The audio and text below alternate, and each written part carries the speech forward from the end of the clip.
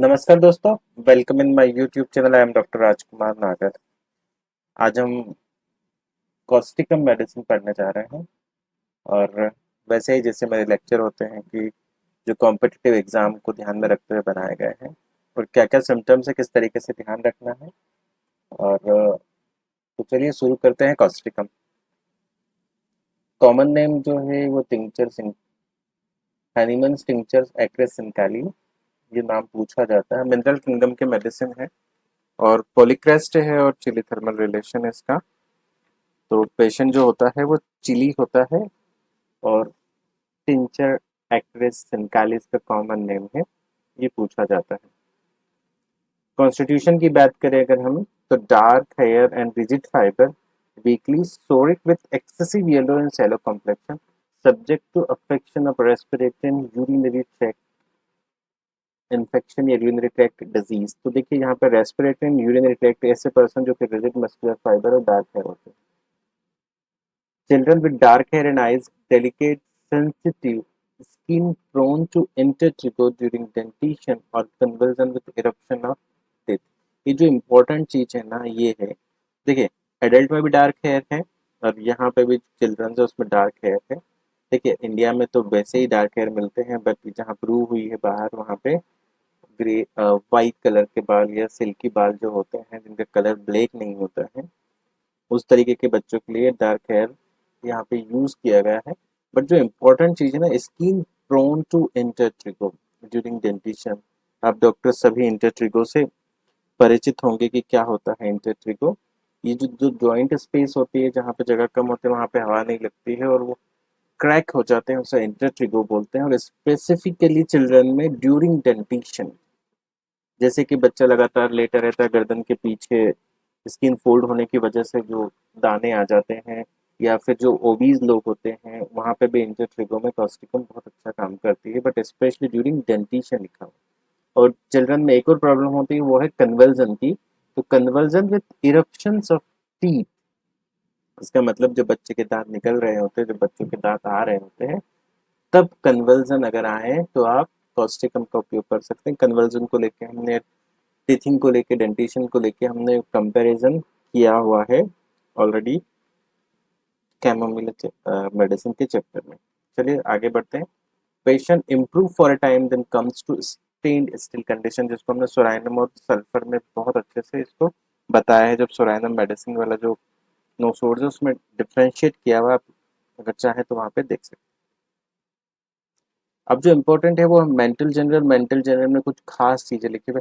Elements from long lasting grief and, क्या लिखा हुआ, लॉन्ग लास्टिंग ग्रीफ, बहुत लंबे समय से चला आ रहा हुआ दुख, ये तकलीफ है जो यहाँ पे ग्रीफ लिखा हुआ है, दुख लिखा हुआ है। तो long lasting and from loss of sleep, रात को नींद ना आने की वजह से या रात को जग के काम करने की वजह से, नाइट वॉचिंग जिसमें हम हमेशा से ही नक्सोमिका को ध्यान रखते हैं, बट यहाँ पे कोक्यूलेस एंड इग्निशिया हम देखेंगे क्या क्या लिखा हुआ है। From sudden emotion, fear and fright, joy, and from anger and vexation, और from suppressed eruption। तो ऐसी कोई सी भी कंप्लेन या हमारे पास पेशेंट आए जो कहे कि काफी लंबे समय से ये तकलीफ है और उसका कारण ये दुख या दर्द हो सकता है, जब आप केस टेकिंग करेंगे, या फिर मैं रात को जगता हूँ या रात को जगने की वजह से या नींद ना आने की वजह से अगर कोई प्रॉब्लम आए, तो हम उसमें कॉस्टिकम का उपयोग कर सकते हैं। और एक और इम्पोर्टेंट है, sudden emotion and fear and fright and joy. Sudden emotion, patient डर गया कोई, और या फिर एक खुश करने वाली या अच्छी न्यूज उसने सुन ली तो भी, या बहुत ज्यादा खुश हो लिया तो भी अगर कोई कंप्लेन आती है तो, and suppressed eruption, anger and vexation. अगर हम लॉन्ग लास्टिंग ग्रीफ एंड सोरो को लेके अगर एसिड फॉस की बात करें, तो एलिमेंट्स फ्रॉम, क्या लिखा हुआ है एसिड फॉस में आप देखेंगे, from care, chagrin, grief, sorrow, homesickness, sleepy, disposed to weep, night sweat and towards morning elements होते हैं एसिड फॉस में। तो कहीं पे भी एसिड फॉस में ग्रीफ एंड सोरो लिखा हो, बट ये लॉन्ग लास्टिंग स्पेसिफिकली है। अगर लॉन्ग लास्टिंग ग्रीफ के बारे में ही बात की जाए तो वो कॉस्टिकम होगी। अगर लॉन्ग लास्टिंग एंजाइटी की बात की जाए तो वो एसिड नाइट्रिक होगी। आगे हम कोफिया का कंपैरिजन देख लेते हैं जॉय को लेके, सडन इमोशंस को लेके। उसमें लिखा हुआ है the bad effect of sudden emotions, जो कि यहाँ पे भी है, और pleasurable surprise, weeping from delight, alternate laughing and weeping. Pleasurable surprise मतलब कोई सरप्राइज दिया है, वो अचानक दिया हुआ है या खुश करने वाला, यहाँ पे भी जॉय लिखा हुआ है। अगर हम आगे बात करें जेलसी मीम की, तो जेल्स में लिखा हुआ bad effect from fright and fear, यहाँ पे sudden emotion fright and fear लिखा, वहाँ पे bad effect exciting news and sudden emotions, exciting news and sudden emotion, जो कि हमें इग्निशिया में भी देखने को मिलता है। और कोफिया वाले जब मेडिसिन हमने कवर की थी, तब हम नाइट वॉचिंग को लेके जो था वो बता चुके हैं, और जॉय को भी लेके हम बता चुके हैं।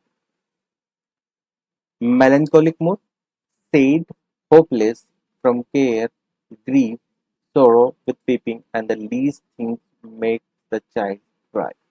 मेलेंकोली हमेशा दुखी दुखी महसूस ही करता रहता है, पेशेंट दुखी रहता है, निराश होपलेस भी रहता है, और फ्रॉम केयर ग्रीफ एंड सोरो विद वीपिंग, और रोता रहता है।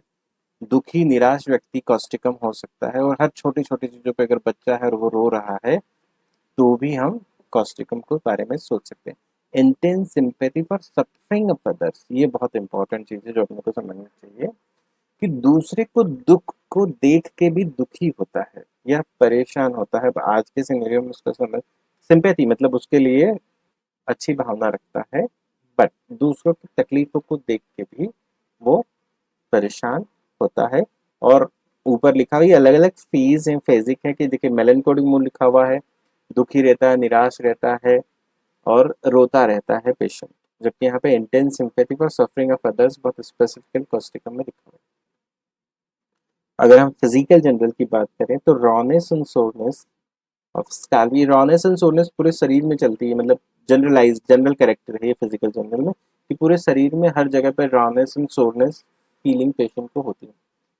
स्कैल्प में, थ्रोट में, रेस्पिरेटरी ट्रैक्ट में, रेक्टम, माइनस, यूरेथ्रा, वजाइना, सब दूर। और अगर ब्रूज्ड फीलिंग हो तो आदमी का, और स्प्रेन्ड फीलिंग हो तो रेस्टॉक से लिखा हुआ।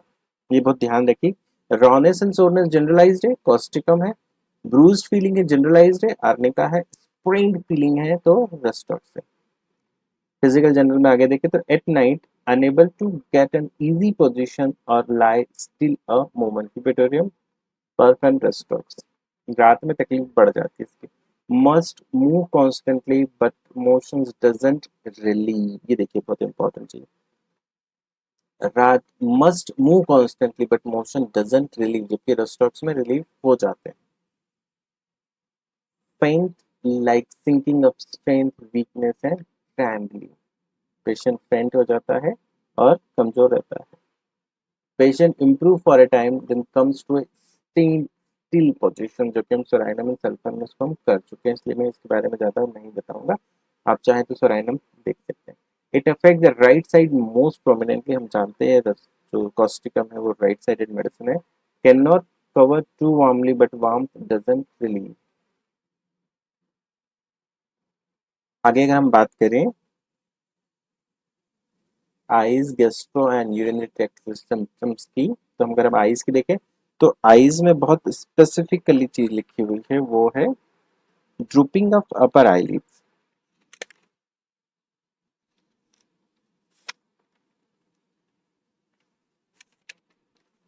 Drooping of upper eyelids can not be डेपोकम, जिसको हम टोसिस बोलते हैं, या फिर अगर हम इसको डिजीज से समझना चाहें, क्योंकि होम्योपैथी में डिजीज स्पेसिफिक मेडिसिन तो नहीं होती, थेरेपेटिक सिम्टम्स बेस्ड होती है, बट जो आईलिड्स ड्रूप आउट होती है, एकदम से गिर जाती है या ड्रूपिंग हो जाती है, जिसको हम टोसिस भी बोलते हैं। और इस तरह की ड्रूपिंग जो होती है माइस्थीनिया ग्रेविस में बहुत देखने को मिलती है, माइस्थीनिया ग्रेविस में देखने को मिलती है। ऑटोइम्यून डिसऑर्डर है, बट क्योंकि हमें सिम्टम्स की ही बात करनी है, तो drooping of upper eyelids and can not keep them open, आंख अपने आप जो पलक होती है अपने आप गिर जाती है, बंद हो जाती है, और पेशेंट उसको आंख को खुला नहीं रख सकता है। अगर हम आगे बात करें इसमें, तो जलसीमियम में टोसिस लिखा हुआ है, eyelids heavy and patient can not can hardly open them. यहाँ पे आंख में भारीपन है जलसीमियम में, और यहाँ पे तो ड्रूपिंग है, कंप्लीट ड्रॉप आउट हो जाती है। और ग्रेफाइट एंड बोथ आईलिड्स की सीपिया में। गैस्ट्रो की बात करें, कॉन्स्टिपेशन है, frequent ineffectual desire, stool passes better when the person is standing, impeded by hemorrhoids, tough and shining like grease, and in children with nocturnal enuresis। जो important है constipation GI में वो है इनफेक्चुअल डिजायर, मतलब बार बार motion के लिए जाने की इच्छा होना, लेटरिन जाने की इच्छा होना, और stool passes better when person in standing position. तो क्या है, फ्रिक्वेंट या इनफेक्चुअल डिजायर, बार बार इच्छा होना जिसमें कि स्टूल पास नहीं होता बट जाने की इच्छा होती है, इस तरह की हाजत जिसको हम कहते हैं। और स्टूल किस कंडीशन में पास कर पाता है, स्टैंडिंग पोजीशन में, ये बहुत कैरेक्टरिस्टिक है। और एम्पेडेड बाय हेमोराइड्स, स्टूल को जो यहाँ पे पेशेंट को, किसी पेशेंट को हेमोराइड्स भी है, उसकी वजह से स्टूल बाहर नहीं आ पाता है। टफ एंड शाइनिंग स्टूल होता है like grease, and in children with nocturnal enuresis. अगर किसी बच्चे में कॉन्स्टिपेशन और इनफेक्चुअल डिजायर हो और बच्चा बिस्तर में रात को पेशाब करता हो तो कॉस्टिकम के बारे में सोचा जा सकता है। तो क्या लिखा हुआ है, constipation children with nocturnal enuresis. अगर हम आगे बात करें यूरिनरी सिस्टम की, तो यूरिनरी सिस्टम में लिखा हुआ है involuntary urination when coughing, sneezing and blowing the knows. ऐसी कोई सी भी परिस्थिति जिसमें कि इंट्रा एब्डोमिनल प्रेशर बढ़ जाता हो, चाहे वो खांसी कर रहा हो, छींक रहा हो, या फिर नाक साफ कर रहा हो, तो इस तरीके के इनवॉलेंट्री यूरिनेशन में पेशेंट कहता है कि डॉक्टर साहब खांसते खांसते पेशाब रोक नहीं पाती हूँ, छींक आती तो भी थोड़ी सी पेशाब निकल जाती है, जिसको हम इनकॉन्टिनेंस बोलते हैं। या नाक साफ करने के लिए जब मैं प्रेशर लगाती हूँ या नाक साफ करती हूँ तो भी यूरिन इनवॉलेंट्री निकल जाता है या पेशाब पे कंट्रोल नहीं रहता। पेशेंट हमेशा ऐसा कहता है या आके कहेगा कि डॉक्टर साहब पेशाब पे मेरी काबू नहीं है, कंट्रोल नहीं है। तो उसमें कॉस्टिकम का बहुत बड़ा रोल है। और कब, कफिंग से, स्नीजिंग से, ब्लोइंग द नोज से। पल्सर में क्या लिखा हुआ है, involuntary micturition at night while coughing और पासिंग फ्लेटस। देखिए बहुत इंपॉर्टेंट है, पल्स क्या कह रही है, पल्स ये कहती है कि रात को इनवॉलेंट्री यूरिनेशन है, कब, जब वो खांसती है, खांसने पे लिखा हुआ है तो खांसने में कॉस्टिकम अलग है, और इवन पासिंग फ्लेटस लिखा हुआ है, गैस पास करते हुए भी यहाँ पे यूरिन निकल जाता है। जिस प्रकार एलोज में गैस पास करने के साथ साथ स्टूल पास हो जाता है और पेशेंट को पता नहीं चलता है, यहाँ पे फ्लेटस पास करने पे यूरिन निकल जाती है। अगर हम स्पीला की बात करें तो involuntary spurting of urine when coughing, सिर्फ सिंगल कफिंग ही लिखा हुआ है स्पीला में। वेरेट्रम की बात करें तो यूरिन एस्केप व्हेन कफिंग, तो यहाँ पे कफिंग, बट यहाँ पे स्नीजिंग एंड ब्लोइंग नोज भी है। जबकि पल्सेटिला में कफिंग के साथ पासिंग फ्लेटस में भी है, ये बोरिक नहीं लिखा हुआ है, और वेरेट्रम में भी बोरिक नहीं लिखा। Involuntary when walking and coughing, natrum mur में भी हमने नेट्रम म्यूर वाले चैप्टर में इसको डिस्क्राइब किया। और क्या लिखा हुआ नेट्रम म्यूर में, in urine involuntary when walking, coughing, laughing. यहाँ पे लाफिंग भी नहीं है और वॉकिंग भी नहीं है, जबकि नेट्रम म्यूर में वॉकिंग एंड लाफिंग से भी involuntary urination has to wait a long while for urine to pass if others are present and cutting in urethra after urination natrum. अगर हम रेस्पिरेटरी की बात करें तो रेस्पिरेटरी में क्या लिखा है, cough with rawness and soreness in chest, जो कि हम देख के आए, रॉनेस एंड सोरनेस जनरलाइज्ड इसकी सेंसेशन है। With inability to expectorate, sputa must be swallowed.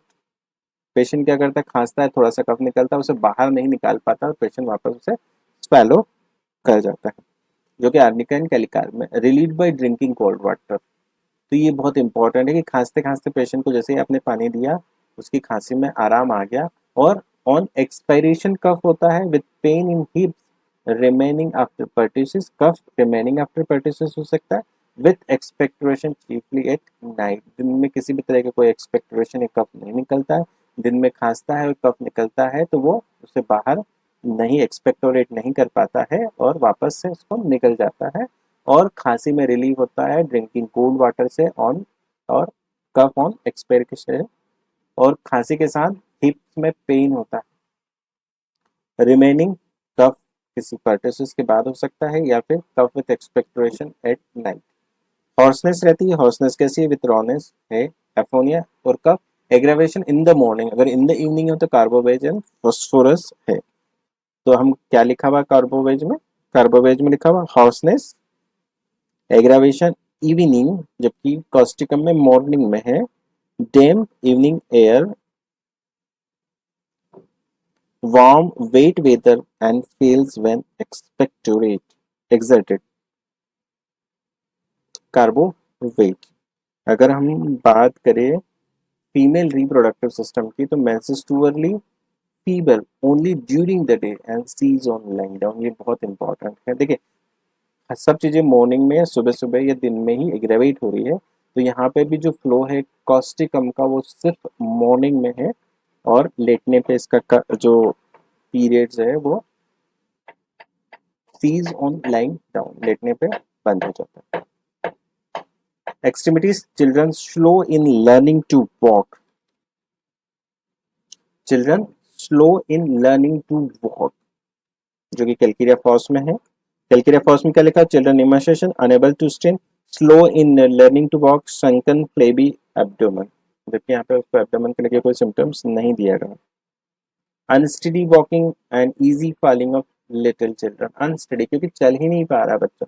अब देखिए यहाँ पे children slow in learning to walk and calcarea phos में, अगर हम सेलिशा में भी लिखा हुआ स्क्रोफुलस डेकाइटी, children with large head, open fontanelles and sutures, much sweating about the head, lower the calcarea curve, while witches must be kept warm by external covering, distended abdomen, weak ankles and slow in learning to walk। तो सेलिशा में week ankle, कमजोर ankle की वजह से या week ankle से इसकी वजह से सेलिशा नहीं चल पा रहा है। कैलकेरिया फॉस में ऐसा स्पेसिफिक नहीं लिखा और रूमेटिक एंड गाउटी, मैंने कैलकेरिया फॉस वाले चैप्टर में इसको किया है कवर, तो आप कैलकेरिया फॉस जाके देख सकते हैं। और जो यहाँ पे सेलिशिया का कंपैरिजन जो हमने किया है उसके पीछे रीजन है कि स्क्रोफुलस डेकाइट, children with large head and open fontanelles and suture, ये अगर आपसे पूछा जाएगा मच स्वेटिंग तो आप क्या करोगे? ओपन fontanelles एंड सूचर्स देखोगे तो आप सेलिशिया दे दोगे और कैलकेरिया फॉस लगा के आएंगे, जबकि कैलकेरिया फॉस में ऐसा नहीं लिखा हुआ है। rheumatic affection with contractions of the flexure and stiffness of the joint, tension and shortening of the muscles। तो देखिए यहाँ पे जो इम्पोर्टेंट है rheumatic affection and contractions of the flexure and stiffness of the joint, tension and shortening of the muscles। Ammon mur में लिखा हुआ है hamstring feels painfully short when walking, tension in joints as from shortening of the muscle। तो shortening वाली feeling अमोन mur में भी है, but यहाँ पे हैमस्ट्रिंग स्पेसिफिक है। अगर शॉर्टनिंग ऑफ द मसल से विथ हैमस्ट्रिंग के साथ तो क्या होगा? Ammon mur. Hamstring feels too short, तो साइमेक्स में लिखा हुआ है hamstring feel too short, cimex Boericke से लिया है ये सिम्टम्स मैंने, तो आप इसको देख सकते हैं। Nervous system, disturb functional activity of the brain in spinal cord from exhausting disease or severe mental shock resulting in paralysis। अब देखिए जो इम्पोर्टेंट चीजें हैं वो ये है कि यहाँ पे जो फंक्शनल एक्टिविटी है ब्रेन के स्पाइनल कॉर्ड की वो डिस्टर्ब्ड है, तो यहाँ पे सेंट्रल नर्वस सिस्टम इन्वॉल्वमेंट की वजह से सिम्टम्स आ रहे हैं। एग्जॉस्टिंग किसी डिजीज के बाद हो सकता है या फिर मेंटल शॉक की वजह से, और उसे पैरालिसिस हो सकता है। अब पैरालिसिस किसका? Of a single part. अगर वोकल कार्ड का पैरालिसिस हुआ तो हॉर्सनेस हो गई, टंग का हुआ तो भी आर्टिकुलेशन सही नहीं होगा, आवाज सही नहीं आएगा, आईलिड्स है तो ड्रूपिंग हो जाएगी। फेस एंड एक्सट्रीमिटीज का भी हो सकता है, जिसमें बेल्स पाल्सी या एक्सट्रीमिटीज की वजह से, जिसको हम पैराप्लेजिया हेमीप्लेजिया कहते हैं। ब्लेडर का पैरालिसिस हो जाएगा तो इनवॉलेंट्री यूरिनेशन होगा। तो आपको ये ध्यान रखना है कि जब आप इनकॉन्टिनेंस एंड इनवॉलेंट्री यूरिनेशन की बात करते हैं तो यहाँ पे ब्लेडर का इन्वॉल्वमेंट नर्वस सिस्टम का है क्या? Generally of right side paralysis from exposure to cold, wind और ड्राफ्ट। आफ्टर टाइफाइड पैरालिसिस हो सकता है, टाइफस एंड डिप्थीरिया। तो पोस्ट डिप्थेरेटिक पैरालिसिस जिनको कहते हैं वो भी मिलता है, ग्रेजुअली अपीयरिंग, जो कि धीरे धीरे आता है। टाइफाइड एंड टाइफस के बाद भी हो सकता है। तो जो इंपॉर्टेंट चीजें हैं ना सिंगल पार्ट्स का है, चाहे वोकल कार्ड, टंग, आईलिड्स, किसी का भी हो सकता है। तो जब आप सिलेक्शन करने बैठेंगे तो ये ध्यान देना। Skin में cicatrices especially burns, scars and freshen up become sore again. Old injuries reopen and patient says they never have been healed since that burn। जब से वो जला है तब से अच्छा महसूस नहीं कर रहा है, इस तरह की चीजें बताता patient. Warts large, pedunculated, bleeding easily, exuding moisture is small all over the body on eyelids, face and on the nose. तो आप देखेंगे कि आंख, मुंह और नाक के चारों ओर हमें यहाँ पे वार्ड्स देखने को मिलते हैं। मॉडलिटीज की बात करें तो जो एग्रावेशन है, clear fine weather coming from the air into a warm room, cold air, especially draft of cold air on becoming cold from getting wet or bathing, amelioration in damp, wet weather and warm air. Complementary carbo veg petroleum incompatible phosphorus, ये बहुत ध्यान रखना है, phosphorus Causticum की incompatible है, phosphorus के पहले या बाद में कभी भी कॉस्टिकम का उपयोग नहीं करना चाहिए। Always disagree the acids in coffee. Compare arnica, must swallow mucus, gelsemium graphites sepia, इंटोसिस एंड हॉर्स। क्या लिखा हुआ है? Arnica, must swallow mucus and gelsemium graphites and सीपीएम हम टोसिस में कंपेयर करेंगे। हॉर्सनेस में रूमेक्स एंड कार्बोवेज को, क्योंकि यहाँ पे मॉर्निंग है और यहाँ पे इवनिंग है। And when changes aggravation changes to evening, sulphur in chronic aphonia. Causticum antidotes paralysis from lead poisoning, bad effect of holding tight in mouth of compositors and abuse of mercury sulfur and scabies। तो दोस्तों ये थे medicine Causticum, ये आपको कैसी लगी please मुझे comment box में बताएं, और अगर आपके कोई क्वेश्चन है तो भी आप कमेंट बॉक्स में मुझसे पूछ सकते हैं। और अगर अभी तक मेरे चैनल को आपने सब्सक्राइब नहीं किया तो please like share and subscribe my channel. Thank you very much.